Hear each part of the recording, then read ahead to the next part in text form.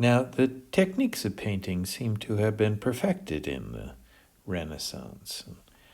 The artists of that period seem to execute their paintings as well as anybody ever did, and leaving us unable to wish for better. And the paintings from then up through the 19th century show us many beautiful and intriguing things.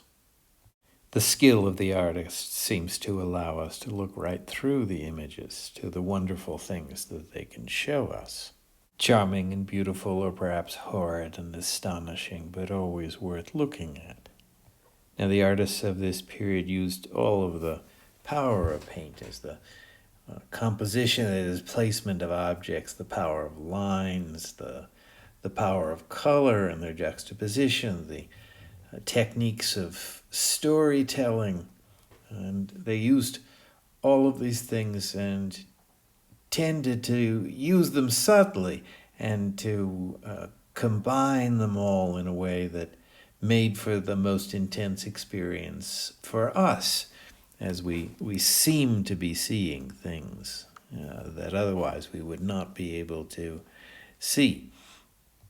And if there's nothing else for us, we can always admire the painter's technique, of astonishing skill to take awkward things, and, a little wet paint and a common brush, a wooden stick with a few hairs on the end of it, and to use it in such a precise and talented way.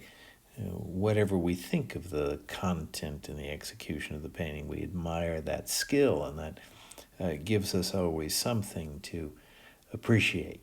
This is the work of somebody with a particular talent who applied him or herself for decades in order to do it at the highest possible level.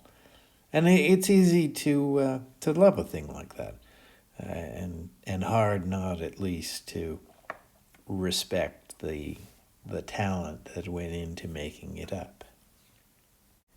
But in the 19th century, certain painters from Western Europe made a decisive innovation. They changed their goal, changed their way of doing art, which, and the moment they started is still with us. They began a trend that we're not done with yet. But with the movement known as Impressionism, something changed. There was another goal and another kind of truthfulness. And that's what we'll be looking at for the class of Thursday, May 14. Here's the Annunciation by Leonardo da Vinci that we looked at for Tuesday's class. And one thing we notice is the great beautiful clarity of the image, which is in part due to the very exact perspective, but also through the artist using all of the techniques of painting to add charm as much as possible. And this may strike us as the most realistic sort of painting.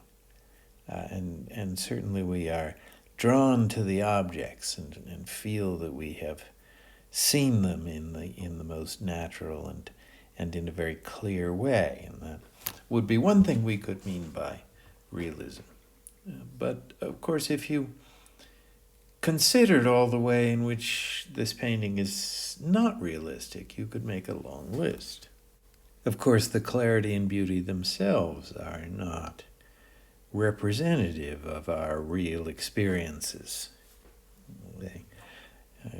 This is something toward the top of our viewing experience rather than what's normal and real in it. And the great clarity in itself, which gives us the powerful illusion that we're seeing real figures.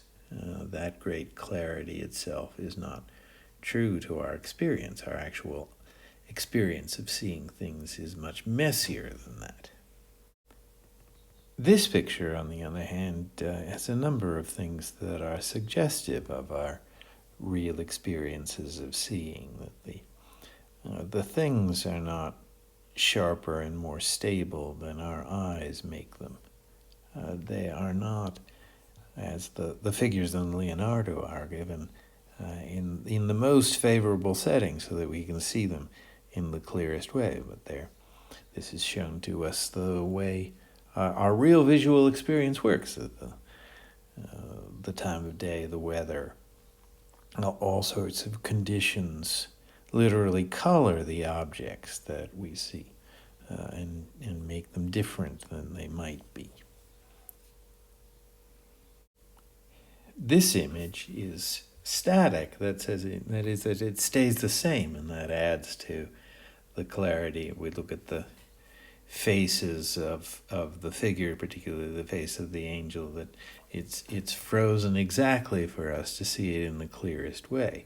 And of course this is necessary to a painting, which will fix one image and not move for us. But it isn't normal for our ways of seeing, which include movement.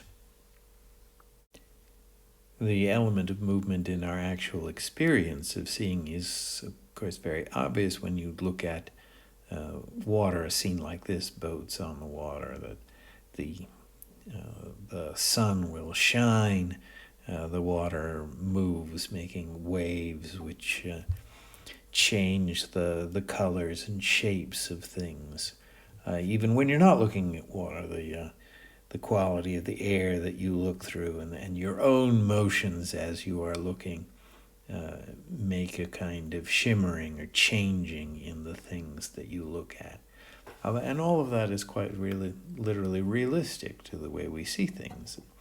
So we see here that you can look at the brush strokes, the marks left behind by the painter's brush, and see that there's something about the way he's captured the sunlight on the water that does suggest to us the way the sunlight will dance on the water, and something about the waves that suggest how they're never still.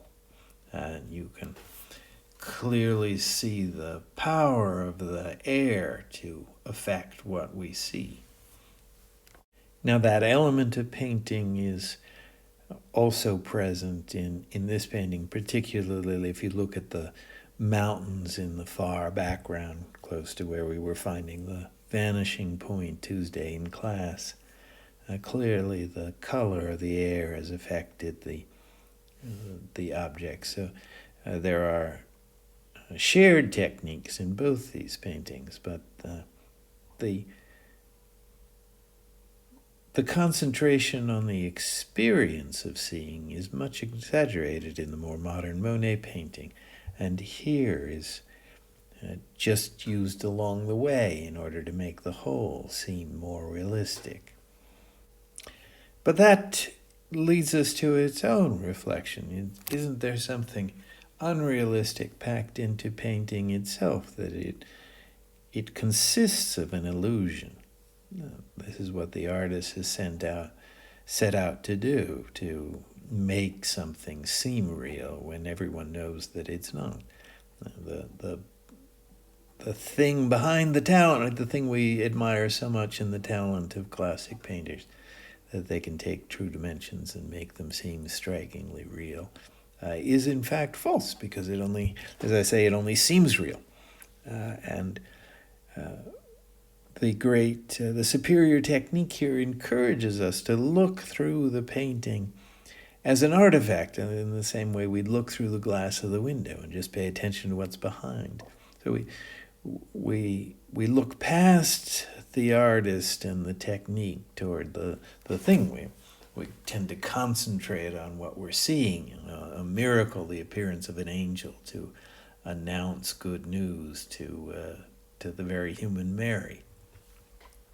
So a classical picture is realistic in that it makes us concentrate on the real things that are depicted, whereas this is, in a different sense, realistic because it admits what it is. The painting is an artifact and an illusion, and we can see that it was painted by an artist If you look close, and not even all that close, you can see the marks of the hair of the brush, which call attention to this as an artificial object. And there's one thing we admire in the classical paintings is that the artist took great pains to cover them over, which took a lot of work. So we admire that effort and the great control with which he or she made it happen. But here we get something more of the kind of thing we praise when we praise authenticity. It seems to be less the objects it depicts, and so we don't admire the technique as much, but it seems to be more what it itself is. Someone's attempt to capture the real act of seeing ordinary objects. And it seems to succeed because some way it does this very well. This is what this somehow captures for us a moment in an ordinary day, a small experience. And we can admire it for showing the taste and sensibility of one artist, and for calling up from us a reminder of our own experiences. This is different from what Leonardo hoped to do, but it did astonish the world that the goals of painting could be changed, and we've been playing around with that ever since. After all, as I said in the lectures for the last class, any artist always begins with a flat blank surface, what's called a canvas, and faces the question of what to do, a question which has, for a talented painter, infinite possible answers. Anything can be put on the screen and anything can be shown, which creates a peculiar problem when you can do anything. There are no real restrictions, at least within the limits of the thing. How can you find standards for what to do? Then art begins to resemble a game for which the player gets to make up the rules while playing. So Leonardo set up standards for his paintings and fulfilled them in a very high way. And Monet chose different standards and fulfilled those. And this is always interesting to me, the way in which something can be not simply better or worse, but different. We saw that looking at paintings for last class, that the perspective here is not absent, although it's a bit flatter. The perspective is not absent, but the goal here is to make the objects seem as though they're coming out toward us, rather than to go back away from us. And that fits the artist's goal of trying to bring the divine and mysterious things to us, to try to make the stories we've heard from Scripture more real to us by having them reach out to us rather than recede away from us, and to involve us, whereas Leonardo's way of having us look as though through a window makes us more settled or dispassionate or uninterested viewers, which one might say didn't fit this artist's purpose. And Monet worked to create his own standards for his paintings, to show us certain obvious things that we might overlook in the seeing of things, that things are not sharp and clear, but unsteady and inexact, and apt to be changed by conditions which are fleeting. They don't last. That things are distorted, changed, and altered by the conditions of our seeing them.